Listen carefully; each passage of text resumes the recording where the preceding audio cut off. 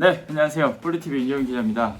8강전에서도 이변이 발생했습니다. 네, 크로아티아가 브라질을 꺾고 4강 진출에 성공을 했습니다. 네, 연장 승부 끝에 1대1로 무승부를 거뒀지만 승부차기에서 4대2로 승리를 하면서 우리를 완벽하게 대파를 했던 브라질을 꺾고 4강에 올랐습니다. 일본전이랑 똑같은 방식으로 결국에는 4강에 진출했네요.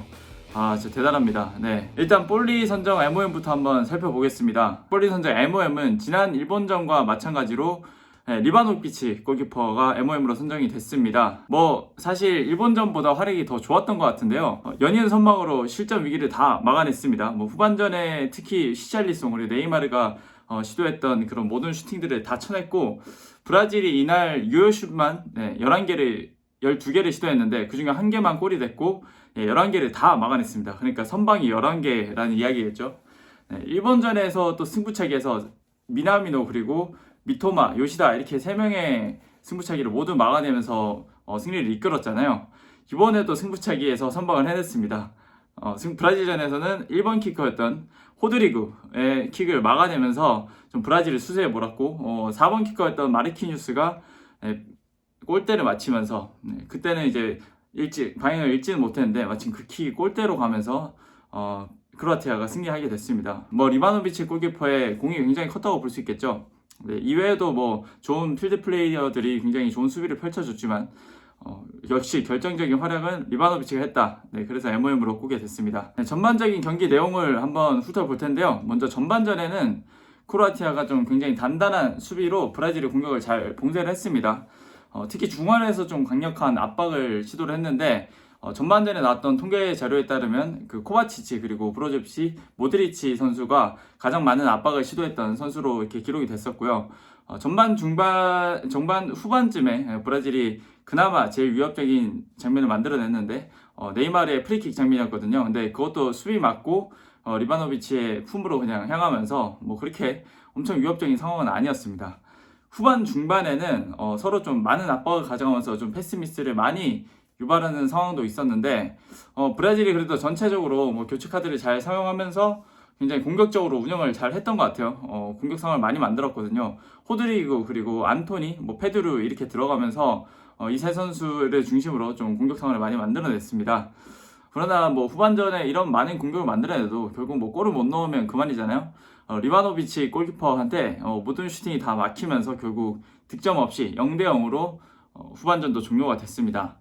연장전에서는 전후반전에 한 골씩 주고받았는데 연장 전반 추가 시간에 좁은 공간에서 네이마르가 원투 패스를 주고받으면서 크로아티아의 수비를 완전히 허물고, 또 골대 앞에서 리바노비치랑 1대1 상황이었는데 리바노비치까지 제치고 골을 넣었습니다. 굉장히 멋진 골이었고, 좀 네이마르의 그런 클래스, 에이스의 면모를 좀 볼 수 있는 그런 장면이었는데, 그럼에도 크로아티아가 연장 후반전에 또 교체술로 경기를 뒤집었습니다. 연장 후반 한 9분쯤 오르시치를 투입을 했고요. 그 오르시치가 3분 뒤에 페트코비치의 골을 도우면서 동점을 만들어냈습니다. 페트코비치의 골은 수비 맞고 굴절을 된 뒤에 알리송 골키퍼가 막을 수 없는 곳으로 좀 빨려 들어갔고요. 승부차기에서는 아까 말씀드렸다시피 1번 키커였던 호드리구가 완전히 익히면서 리바노비치한테 막혔어요.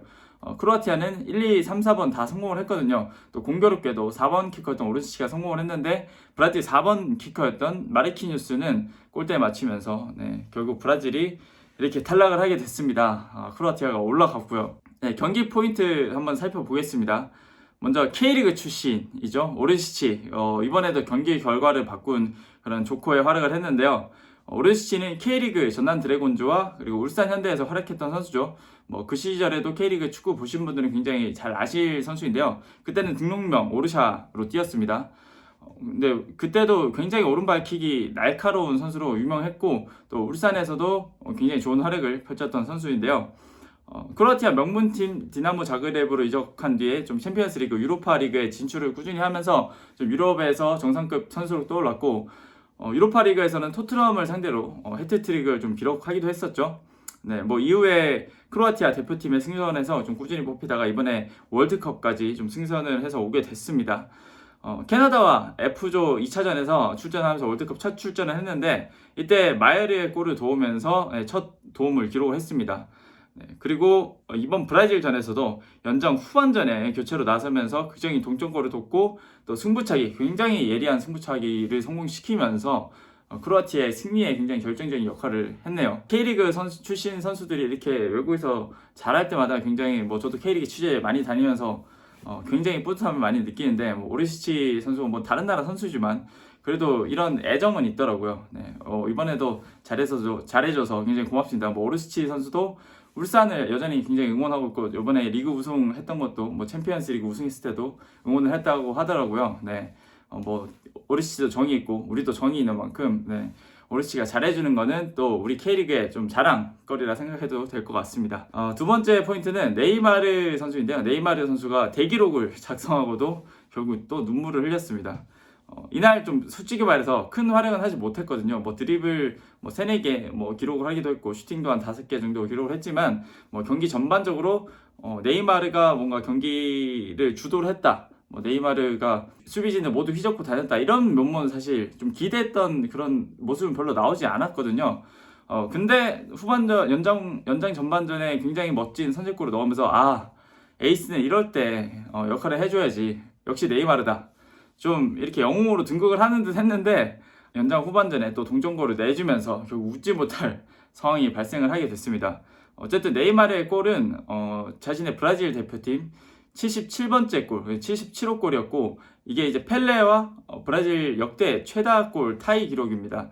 그러니까 정말 펠레가 오랫동안 이어오던 그런 기록을 네이마르가 이제 깰 문 앞까지 왔는데 브라질이 승부차기에서 패하면서 탈락을 했고요. 네이마르는 승부차기 키커로도 나서보지 못하고 앞에서 동료들이 모두 실축을 하면서 그렇게 대회를 마쳤습니다.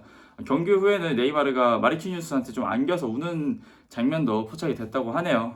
정말 안타깝고요. 네이마르가 나이도 손흥민 선수와 동갑이잖아요.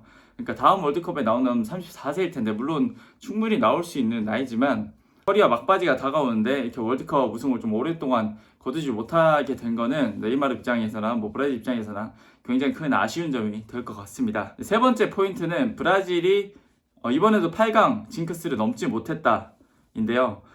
브라질은 최근 대회 5번 중에서 4번을 8강에서 잡히게 됐습니다. 브라질이 2002년에 한일 월드컵에서 독일을 꺾고 우승을 한 뒤로 계속 8강과 4강에서 떨어졌어요. 2006년에는 프랑스에 0대1로 패했고 2010년에는 네덜란드에 1대2로 역전패를 당했고 또 2018년도에는 벨기에에 1대2로 패하면서 8강에서 탈락을 했습니다. 이번에 또 크로아티아에 이렇게 지면서 최근 5번의 대회 중 4번을 8강에서 탈락을 하게 됐고요. 이 4번 모두 유럽팀이었습니다. 2014년 브라질 월드컵에서는 8강, 4강까지 올라갔는데 그때는 8강에서 콜롬비아를 만났었거든요. 근데 4강에서는 또 브라질을 만나서 1대7로 대패를 당했죠. 최근 5번 대회에서 만난 그 토너먼트에서 만난 유럽팀을 상대로 이렇게 모두 패하는 모습을 보여주면서 최강 그리고 피파 랭킹 1위 이렇게 불리는 브라질인데 어떻게 보면 최근 월드컵 성적은 정말 아쉽고 또 유럽팀한테 굉장히 약한 모습을 보였기 때문에 이런 1위의 정말 면모를 좀 보여주지는 못한 것 같습니다. 네, 마지막은 크로아티아가 러시아 월드컵에 이어서 또 16강, 8강을 승부차기로 이기고 4강 진출에 성공을 한 건데요. 러시아 월드컵에서는 16강전에서 덴마크에 1대1 무승부를 거둔 뒤 승부차기 끝에 3대2로 승리를 했고 이어서 8강전에서는 개최국 러시아와 만났는데 2대2 무승부를 거뒀고 또 승부차기에서는 4대3으로 이겼습니다. 이번 대회에서도 일본을 16강에서 만나서 1대1 무승부를 거둔 뒤 승부차기에서 3대1로 승리를 했죠. 그리고 브라질을 8강에서 1대1 무승부 그리고 승부차기에서는 4대2로 꺾으면서 4강 진출에 성공을 했습니다. 약간 평행이론 보이는데 4강전에서는 네덜란드, 아르헨티나와 승자랑 맞붙거든요. 누구랑 아직 맞붙을지는 모르는 상황이지만 크로아티아 입장에서는 혹시 이번에도 한번 결승 진출 충분히 노려볼 수 있는 상황이라고 생각을 합니다. 이 토너먼트 사실 준결승까지 올라온 상황에서는 정말 결과는 모른다고 생각을 하거든요. 물론 크로아티아가 앞선 2경기를 모두 120분이 넘는 경기를 치렀고 체력적으로 굉장히 힘든 상태이지만 이 팀이 정말 굉장히 단단하고 좋은 수비를 가지고 있는 만큼 또 이게 토너먼트에서는 큰 강점으로 발휘될 수 있습니다. 그래서 4강전에서는 좀 어떤 결과를 낼지 굉장히 좀 궁금해지고요. 또 상대가 누가 될지 좀 굉장히 궁금합니다. 개인적으로는 브라질이 우리나라를 꺾고 8강에 올라갔잖아요. 그래서 우리나라 뭐 사람들도 그렇고 그 당시에 대부분의 여론이 브라질이 차라리 이럴 거면 우승을 해라. 저렇게 강한 모습을 보여주는데 브라질 우승했으면 좋겠다. 너네 우승해. 꼭 해라. 좀 이런 분위기였는데 또 크로아티아는 일본을 꺾고 올라왔잖아요. 일본을 좀 굉장히 힘겹게 꺾고 올라왔는데 또 크로아티아가 브라질이 이겨버리니까 또 한편으로는 조금 뭔가 아쉬움이라 할까요? 네. 우리 이기고 올라갔으면 우승까지 하지. 그렇게 빨리 떨어질 거였으면 차라리 우리 주지 그랬냐. 뭐 그런 생각이 듭니다. 네. 어쨌든 네, 오늘은 크로아티아와 브라질의 8강전 후토크를 한번 진행을 해봤고요. 다음에 크로아티아가 상대가 누가 될지는 여러분 한번 지켜보시면 될 것 같고 네, 저는 4강 후토크로 또 찾아오겠습니다. 감사합니다. I'm tired of shit and the coffee ain't hit yet. Damn, ain't that great. I don't wanna go to work cause my boss is a jerk and I'm not even that paid. I need a change in my life cause I don't feel alive and there's nothing that makes me happy. Hold my beer for a minute. I'm about to quit my job, cash in for a ticket. I'm going on a